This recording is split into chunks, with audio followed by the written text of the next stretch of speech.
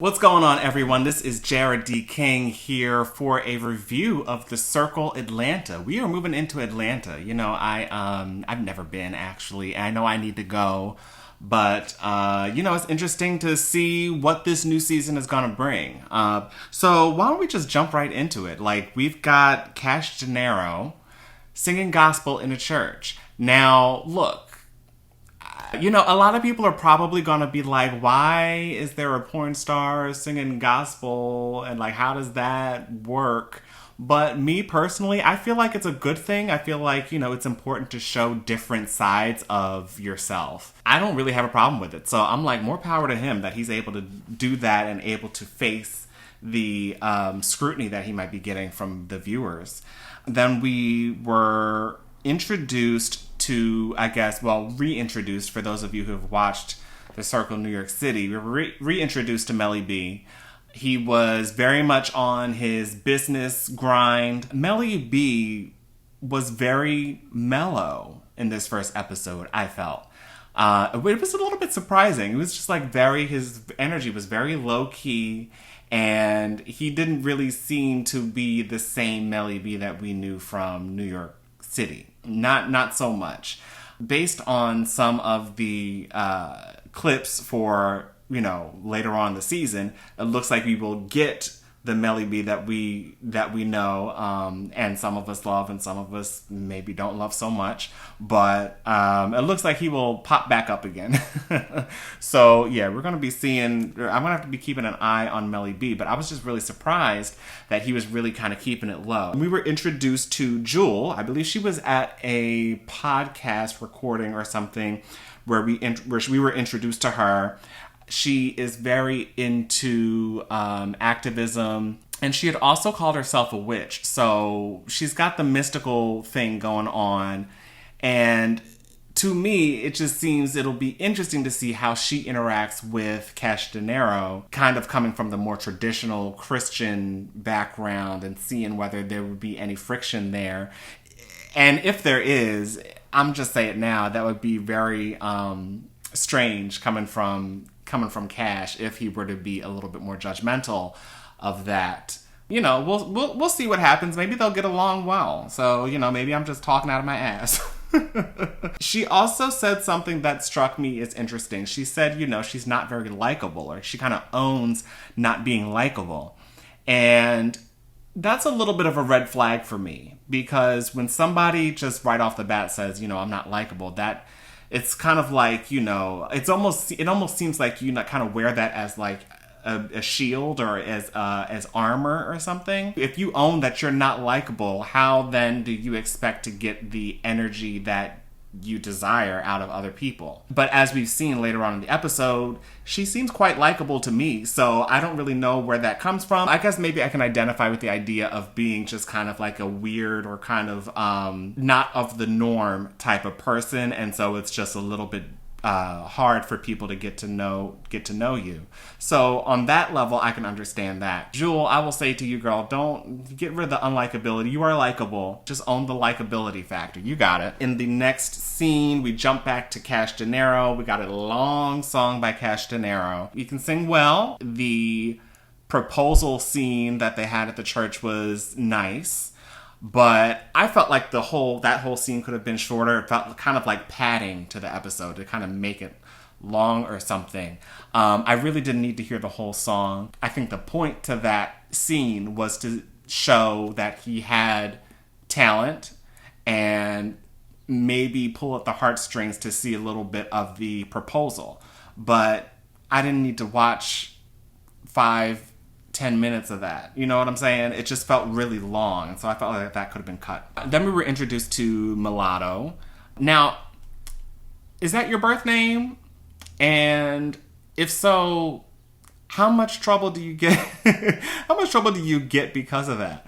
I remember, we have a rapper named Milatto who I think changed her name because there was a lot of backlash from that. So it'll be interesting to see what people think about that, because I don't know how that's going to work. But aside from that, I do think that she's an interesting person. I do like her relationship with, I believe that's her wife. I didn't write that down, but I believe that is her wife. I liked the story of how they got together and how, you know, the other girl was kind of like a baby gay when they met. And I thought it was a very smart choice for for Milatto to be like, look, I'm not getting in any, I'm not going to be your guinea pig relationship. You know, I felt like that was a very smart choice on her. And because, you know, when you first come out and when you're first out in the gay community, you kind of want to feel your way around. No pun intended, but you want to be able to kind of find yourself in that community and find your place in that community. So, you know, I think it was a smart choice, and it looks like it paid off in the end for them because they're still together and they've got a great relationship. So good for y'all. Then we moved into the ACTV event, which I guess was like a showcase. I don't know whether it was for the different talent that's on that channel in Atlanta. I didn't really understand it. I wasn't sure if it was like interviews or whether it was like performances. I'm assuming it wasn't supposed to be very heavy on performances based on Rico's reaction to Tevin singing, but I will get to that soon. So we were introduced to Rico, who was kind of like the MC for the event, and he is also a singer himself. And we were introduced to Martel Star, who is a singer/rapper, and then Tevin, who is a singer/actor. Rico I will get into in a minute, but Martel Star was giving me what I thought Melli B was going to be giving me in this first episode. Martel Star seems to be very outgoing, very loud and boisterous. And he, to me, could go one of two ways. Like, I could see him being a really endearing kind of person that you just love to see on the screen, or he could be really insufferable. So I don't really know exactly where this is going to go, but I'm going to keep an eye on him. I did like how he and Jewel interacted. They kind of clicked really well, and they seem to be like, they could be like our dynamic duo in this season. So I'm looking forward to seeing how that friendship evolves and seeing if Martel Star is grating or whether I'm happy to have him on the show. Tevin, of course, was on stage, got up there, started singing, and then Rico got annoyed at that and was just like, you can't be doing a whole number up on the stage. That's not what we planned.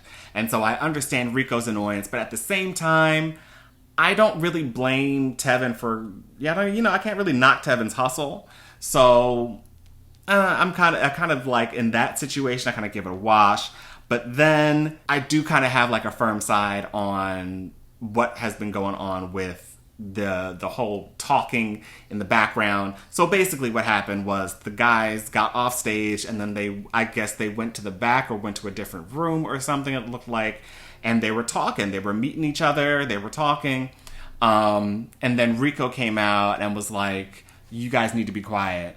And it was kind of like a nasty, nasty tone that he kind of took with them. And he said it a few times that, hey, you guys need to be quiet, blah, blah, blah, blah, blah. First of all, I'm just like, you're in a bar, so you can't expect people to be quiet in a bar. Because there was shots of the scene where there were other people behind them that were talking, sitting at the bar. So it's not like they were the only people in the room talking. And then I also don't understand, like, if you want it to be a quiet atmosphere, why did you get that venue, first of all? And then I feel like if you are at that venue, you have to understand that you're not going to be able to control everybody's actions. So I don't really understand him getting so hype about them talking in the background. He kind of chose all of that, If you wanted everybody to be quiet, go to a quiet space. Go to a place where people aren't up and around and drinking and talking. Towards the end of it, Rico comes out, he takes off his coat, and he's about ready to start swinging on somebody. So I'm like, okay, so how does that really help your case? Like, it's one thing to be annoyed that these people that you brought to your event, who I guess, to your point, should kind of know what the deal is and try to keep it down. Okay, I might give that to you a little bit. Still, y'all were in a social space, so, you know. But furthermore, to then get really hyped and to, like, be ready to fight, how does that help the event? You know, like, how does that help you out? How does that help out your reputation? That doesn't do anything but make you look crazy, and that's going to be what people remember from the event. You yelling and screaming and ready to fight somebody. I don't know. I'm not really feeling Rico right now. We'll see what happens, you know. I mean, because I'm like, I won't put like a tag on anybody and just hate them for the rest of the season. I'm going to, you know, choose it based on the individual interactions and the individual scenes and, like, overall what the personality is like. So, I mean, it's really too early to tell whether I really like Rico or not, but just in this scene, it was just not a good look. We will see what happens later on in this season. It looks like there's going to be a lot more meat to this season, drama, and a lot more interactions between the characters. So it'll be interesting to see what goes down. One of the things that I wanted to touch on was this breaking of the fourth wall. There seems to be a lot of that going on. Even in the Circle New York City, there was a lot of talking about,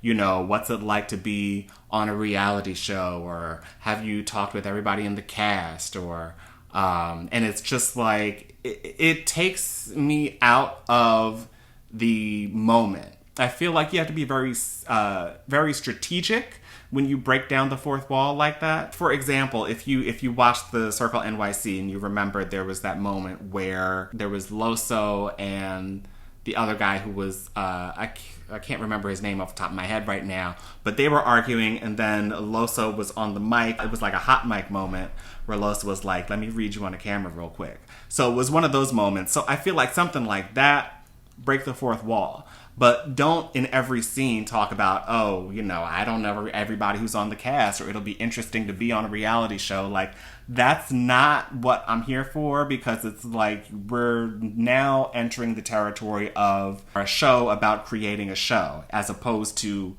just showing us the show. Fool us a little bit, okay? I mean, we know it's a reality show. We know things are put together a little bit. But yeah, let's keep the veil over a lot more. I don't know. That would just be my 2 cents. But so far so good. Overall, this first episode, like the first half of the episode, was a little bit shaky because I didn't need to hang with Melli quite so long. I didn't need to hang with Kash quite so long. But once we got into the other characters, Jewel and Milatto and the ACTV event, I thought things started rolling a little bit better. Things started flowing a little bit better. So hopefully we can keep up the pace with the next episode. I'm looking forward to it. If you like this, please give me a like, subscribe, and let's talk about the episode. Leave some comments below. And be sure to follow me on Instagram and Twitter at Jarrod D King. That's at JARRODDKING. And I will talk to you for episode 2 when that's up. Okay? Peace.